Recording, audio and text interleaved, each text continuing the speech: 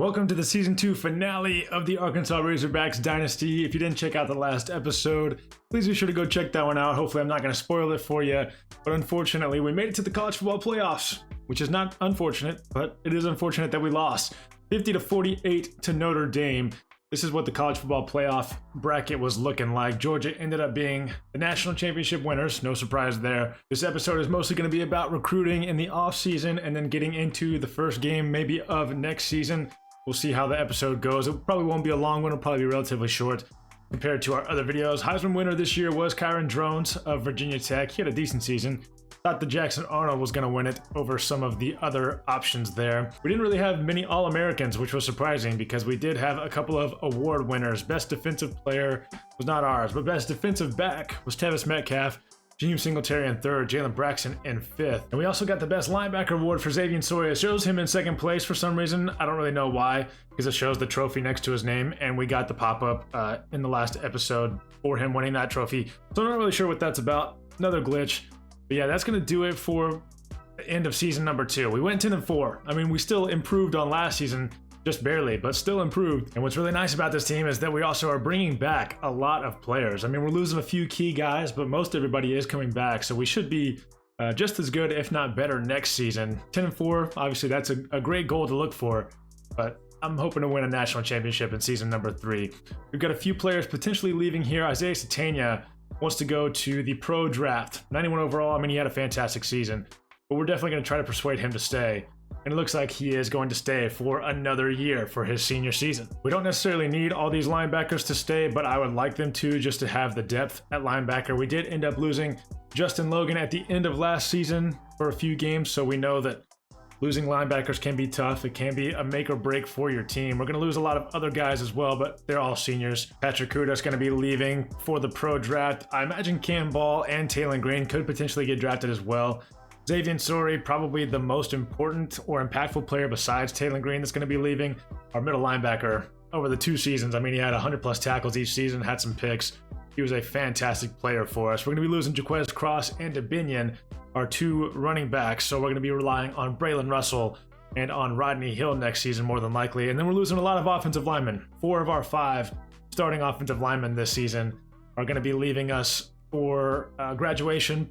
Possibly the pros, I doubt it, but we'll see. We'll go ahead and check out the draft results, and then we'll go ahead and get into recruiting as well. Patrick Kuda's in the 3rd round, and Taylon Green goes in the 6th. If Taylon Green can have 2 seasons in real life like he did in this career mode or in this dynasty, whatever you want to call it, I would be so happy. Taylon Green, 35 touchdowns, 18 interceptions was a lot. Yeah, I think he had like 35 in his 2 seasons, which is obviously pretty crazy. But again, you know, when you're playing on Heisman difficulty and whenever you're actually controlling the quarterback, it kind of makes sense. Jaquez Cross ends off his career with 1,900 yards and 10 touchdowns. Satania's coming back with 1,500 yards already in his career, 20 touchdowns. He's going to be well over 2,000 by the end of next year. And Xavier Sawyer, like I said, 219 total tackles, 31 for loss, 2.5 sacks, 7 interceptions. He was key for us. But we're bringing back pretty much everybody else that's important. Most everyone is underclassmen or only going to be a senior next year. So the defense is only going to get better. The offense should also pretty much only get better. We lost out on a couple of high school players in Nick Clinton and Elliot Caxer, both to Oklahoma.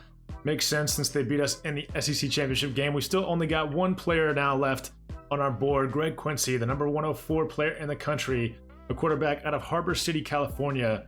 Likely going to go after him, but we're also going to take a look and see what we got coming in the transfer portal. The number 3 overall player, a left tackle from Miami, wants to come to Arkansas. We will certainly go after him.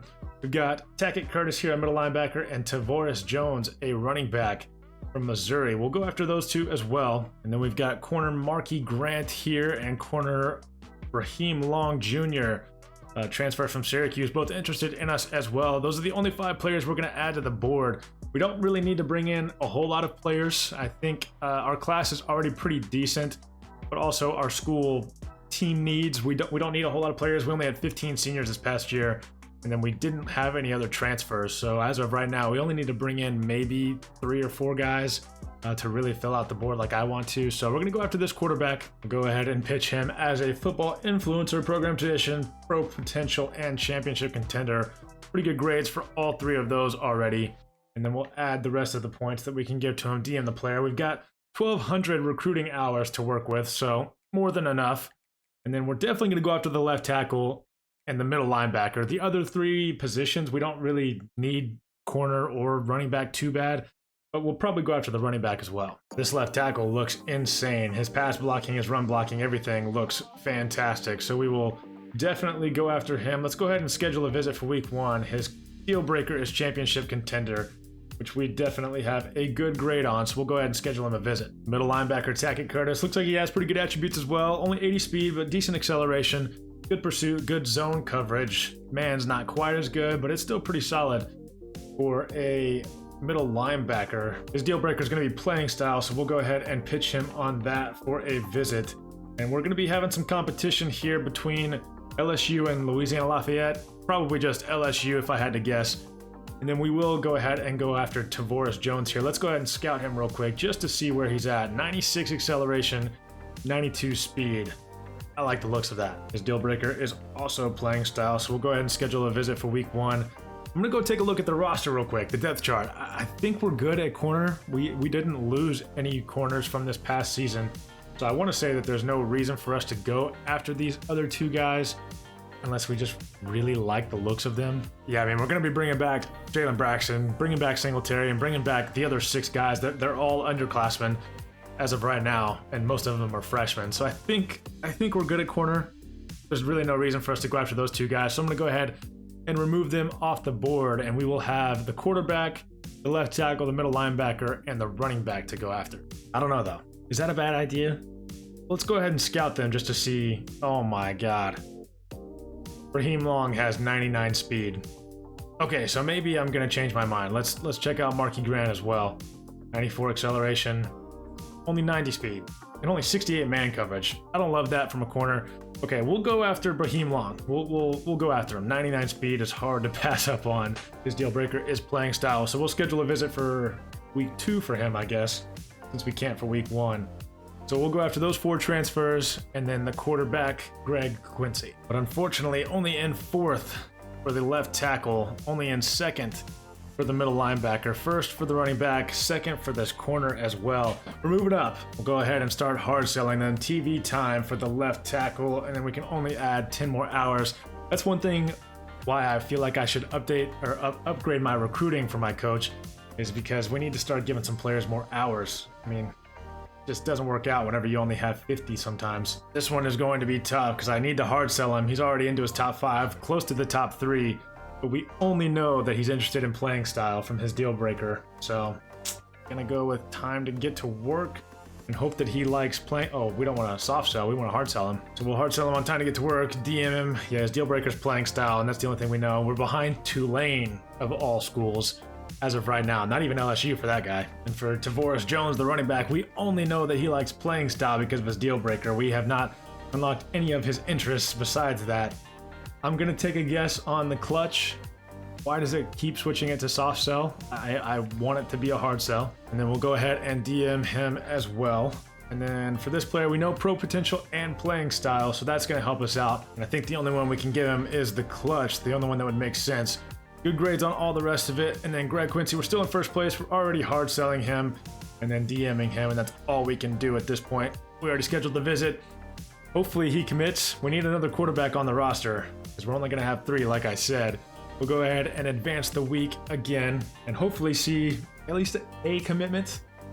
Hopefully no commitments to the other schools. We lost Okunlola to Notre Dame, and he was the 3rd best recruit in the transfer portal. I just know he was going to be so good, like an 85 or above at least. Don't get him. He goes to Notre Dame, respectable school, but obviously that one stings a little bit more than usual since we lost to them twice this past season. 2nd for Tackett Curtis still, 2nd for Tavoris Jones now, and 2nd on Raheem Long. All right, so Tavoris Jones does not care about pro potential. That definitely did not help us out. But we also know that he doesn't like playing time, so we're gonna hard sell him on its game time. Hopefully that works out better for us. We can't do anything for Tackett Curtis.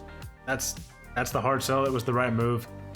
And then we did the right one for Raheem Long as well. So we really just have to rely on the player to get it done. Let's go ahead and advance the week one more time and see if it works out for us. I have a feeling we're about to lose. all of these guys. Yeah. Yep. You just knew it was going to happen. That's the kind of end to this season number 2 that we just had. Tacky Curtis to Tulane. Raheem Long to Clemson. I really liked that guy too. 99 speed would have been crazy. And then we lose out on the freshman, or about to be freshman quarterback, Greg Quincy to Utah. So DeVorest Jones is our only hope, and it's a position that we don't really need anybody in right now. We've got 2 really good running backs, and there's nobody else we can even really go after. So we're just going to go ahead and advance through this 3rd week, or through the 4th week, whichever week it is, and see what happens. We ended up in 3rd. DeVorest Jones committed to Texas. So yeah, losing our last 2 games and then not picking up a single player in recruiting in the offseason is definitely tough. We'll go ahead and take a look at National Signing Day. Luckily, I mean, we had a pretty solid recruiting class. Besides that, we get 5-star Shaquille Liggins. We got a bunch of 4-stars that are really good, all in like the top 100, top 250 range. We get Tim Cummings at running back. We already had a couple corners, so we didn't really lose out on that corner, but, you know, would have been nice to have. We got a lot of offensive linemen, a couple of tight ends, some defensive players, a punter. We got everything that we needed, or at least most everything that we needed. But we just couldn't, you know, really close out the recruiting class like we wanted to. Georgia, they win the national championship. They had the best recruiting class. No surprise there. We lost 5-star Cole Cutting, the middle linebacker, to them. Notre Dame in 3rd. I'm starting to dislike Notre Dame. They're not my favorite team, you know. I did not like losing to them twice and losing out in recruiting to them. We ended up with the 23rd best recruiting class with only 14 commitments, 1 5-star, 11 4-stars, and then 2 3-stars. So a pretty decent recruiting class, I guess you could say. 12th best in the SEC, which is definitely not that good. So did we get better? I don't know. You guys can decide for me. So we'll go ahead and look at some position changes. I already took a look at it just real quick, and I think we have the glitch where your freshmen don't show up on your roster, essentially. So we don't have as many players on here as we actually do. So it's kind of tough to say what roster moves I want to make or position changes I want to make whenever I don't actually know how many players go into what position. So we're just going to go ahead and advance the week past National Signing Day. It was a decent class. I am happy with it since we didn't have a lot of seniors, but it is just kind of disappointing whenever you don't get recruits, no matter whether you wanted them a whole lot or not. It stings a little bit. Let's go ahead and take a look at the training results. Hoping to see some improvement even more on the team that we had. At quarterback, it looks like it's going to be a battle between KJ Jackson and Brian Juravicius for the number 1 spot. Both players only true 78 overalls, but they're listed at 81 here on the depth chart. Brian Juravicius has 96 speed, and he's got better throw power, and his accuracy is better in every category except for the one that they're tied on. His other attributes are still pretty good, maybe not quite as good as KJ Jackson. The one that really worries me about Juravicius is that his carrying is only a 76, where KJ Jackson's is 92. So it's going to be a tough decision for me, but the fact that Brian Juravicius has 96 speed makes me want to use him more. You guys leave your comments down below. Rodney Hill's going to be an 86 overall. Fantastic. Braylon Russell's up to an 81. He's going to get a lot of carries as well. 250 pounds at running back is definitely going to be very useful for us. It's just not even going to be fair. We have the fastest wide receiver group in the country. Titania's still going to stay number 1. Desmond James has got up to an 81 overall, 97 speed. Jordan Anthony, 98 speed, 98 acceleration. Cross Johnson, 99 speed, 97 acceleration. CJ Brown, 97 speed, 99 acceleration. That is one of the most insane groups of wide receivers I've ever seen on this game. At tight end, Luke Hasz is a 94. Ty Washington's a 90. Shamar Isha is still looking pretty good as well. Offensive line, though, this is going to be where we find out whether this team is going to be good or not. 81 overall for Amarion Harris is decent. I was hoping for a little bit better. 84 for Zuri Madison is fantastic as only a sophomore. Addison Nichols will be up to an 88. Kobe Branham an 81. Charbonnet at 81. Both of those players could potentially start. And then at right tackle, Luke Brown's up to an 85. So it looks like the offensive line is going to be pretty good. Charlie Collins is a 92. Quincy Rhodes is an 88. Right end, 84 for Kavion Henderson. All 3 of those guys will get plenty of time on the field. D-tackle, Kovac, and Jeff Rod. We might end up starting Kavion Henderson or Quincy Rhodes or Charlie Collins, one of those guys, at defensive tackle if they're good enough. Hopefully he's good. I mean, he doesn't look that good. But middle linebacker, we've got Carson Dean, we've got Bradley Shaw, we've got freshman redshirt Prince Cage from the recruiting class from last season. So any of those guys are going to be great. Right outside linebacker, we still got Justin Logan, Brad Spence, and Brody Flynn. So we're good at linebacker. We're good at defensive line.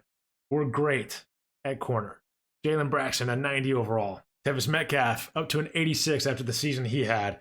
And Jaheim Singletary, still at 86 overall as well. We'll probably keep Singletary on the outside and keep Tevis Metcalf on the inside because the season was just crazy. But Eric Hocker, true freshman starter last season, up to an 81. Dylan Haas up to an 80. Fantastic to see for him. And then strong safety, we've got Christian Ford at an 85 overall. We moved TJ Metcalf over there, and he is currently third. Freshman kicker Dion Riggs, redshirted last year, is now up to a 72. He's got 89 kick power, which is great. 71 accuracy is decent. And then the punter is a true freshman. So I like the results that we had from the training results right there. I mean, this team is going to be extremely good. I would guess that we're probably going to be ranked in the top 5 to start this next season off. We've got 20 coaching points to upgrade. We're definitely going to need linebackers, running backs, and offensive linemen this year. So we're going to purchase the first unlock tier 1, the first tier in each category. And then we'll probably go, most influential for linebackers as well. And that'll take up all of our coaching points. Not going to worry about custom conferences. We don't really want to change anything up at this point. And then let's go ahead and take a look at encouraged transfers. We only have 84 players on the roster, so we are good there. And we're going to start off the preseason top 25 at number 7. A&M and Georgia at 1 and 2. Surprised that A&M's number 1. USC, Penn State, Oklahoma, Clemson to follow, and then us. We're ahead of Ohio State, Tennessee, and Virginia Tech in the top 10. Notre Dame down there in 11th. I hate Notre Dame. A few other SEC teams maybe in there. Auburn. Actually, that was about it. So, yeah, it looks like about 6 SEC teams in. As long as we're one of them, I don't really care what else everybody else is looking like. Preseason first team All-American, Luke Haas is going to be in there. No one else as of right now. Preseason second team All-American, Isaiah Satania, and another tight end of ours, Ty Washington. First team All-SEC will have a couple of players, the same ones. Ty Washington on second team. Charlie Collins, also on second team for All-SEC. Play at Utah at Mercedes-Benz Stadium in the Aflac kickoff game. I'm okay with keeping that. And then at Utah as well. At home against Memphis, home against Vandy, home against South Carolina, home against Oklahoma. But then we go at Georgia and at Alabama right after that. Kentucky, Florida, Tulsa at home, and then Missouri. I'm pretty okay with that. I like the idea of playing Syracuse. I don't know if Arkansas has ever played Syracuse in football, but I like the idea of playing Utah as well. We'll have 6 home games and 6 away games, technically speaking, even though this one is probably as much a home game as for us as it is for Syracuse. So I like that schedule, honestly. I think it's favorable for us. We're going to have some tough games for sure against Oklahoma, Georgia, Alabama, but, it is what it is. We've gone ahead and set up the recruiting board heading into season number 3. We've gone ahead and scouted a lot of players, sent out some scholarships. Let's go position by position real quick. We've got 5-star quarterback Jim Miles Law out of Iowa City, Iowa. 95 throw power and great accuracy stats already. Decent speed as well. He's already got a lot of abilities as well. He is looking very good. We are currently not on his list, at least not on the top 9. We're number 10 as of right now, but hopefully after offering him a scholarship, we'll go ahead and move up. We're not into the top 10 for any of these running backs, but we found 4 pretty good ones, scouted all of them. None of them gems, none of them busts. Wide receiver DeMar Canty out of Earl, Arkansas. We're currently 4th for him. It says we haven't scouted him, but we have 92 speed, 92 acceleration, 94 agility. Decent catching stats as well, but a pretty good freshman wide receiver to come out of Arkansas. So hopefully we'll land him as well. Offensive tackle Ezekiel Harper, number 2 player in the country, is also a gem. Humble, Texas. His attributes look crazy for someone that's about to be a freshman. And obviously he would get really good really quickly as well. We've got Randall Sharp here, a 4-star right tackle we'll also go after. And that is it for the offense. We've got a lot of defensive players. 5 defensive ends right here. We have not scouted all of them, but we've offered scholarships to all of them. Number 14 player in the country, Tyrese Kubila, potentially. Bossier City, Louisiana, looks really good. Darren Parker here, and then also Kawhi Ringo, a gem out of Bryant, Arkansas, that we're going to go after. At D-tackle, we've got 2 Arkansas boys, JoJo Lloyd and Alonzo Jones, Little Rock, Arkansas, and Wynn, Arkansas, and both of them our gems as well. They both look like they could be really good for us in the future. At outside linebacker, another gem, Jamerson Elias, looks decent. We'll have to see how he is, but out of Dallas, Texas, nonetheless. 2 corners, 5-star Cole McRoberts, number 27 player in the country with 96 speed. Oklahoma City, Oklahoma, looks pretty good. And then Steven Scroggins as well, out of Owasso, Oklahoma. Both of those players looking decent. And then at free safety, we've got a couple guys. And then at strong safety, we've got a few guys. But those players we don't necessarily need to go after. We've got a lot of safeties on the roster right now.